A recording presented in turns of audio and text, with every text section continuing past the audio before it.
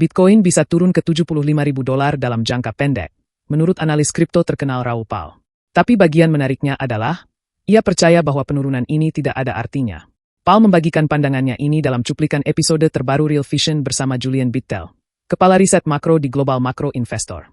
Dalam klip tersebut, Pal mengatakan, orang-orang melihat grafik ini dan khawatir karena menunjukkan Bitcoin bisa turun ke $75.000. Tapi yang kita buktikan adalah, terakhir kali ini terjadi, Bitcoin memang turun dengan cepat, lalu pulih kembali. Jadi, itu tidak menjadi masalah. Pal menyarankan bahwa Bitcoin saat ini sedang mengikuti pola tahun 2017, di mana saat itu harganya melonjak hampir 20 kali lipat, dari sekitar $1.000 menjadi lebih dari $19.000.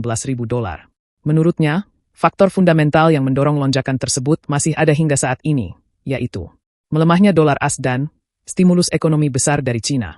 Donald Trump, mantan presiden AS, sering mengkritik dolar yang terlalu kuat, karena dianggap merugikan sektor manufaktur Amerika. Jika ia kembali menjabat, Scott Bessent, yang diperkirakan akan menjadi Menteri Keuangan AS, kemungkinan akan memiliki pandangan yang sama. Sementara itu, di China, pemerintah terus menggelontorkan stimulus ekonomi besar-besaran, dengan suntikan dana setidaknya $55 miliar ke sistem perbankan untuk mendorong pertumbuhan ekonomi.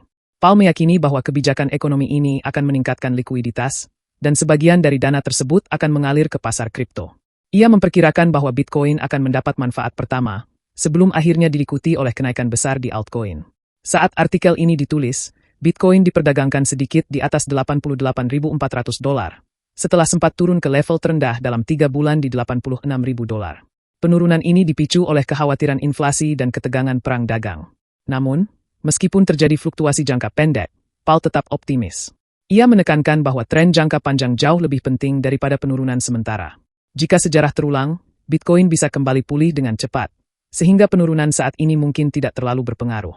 Apakah harga Bitcoin akan terus naik dalam jangka panjang? Atau investor harus lebih waspada menghadapi kemungkinan penurunan lebih lanjut? Bagikan pendapat Anda di kolom komentar.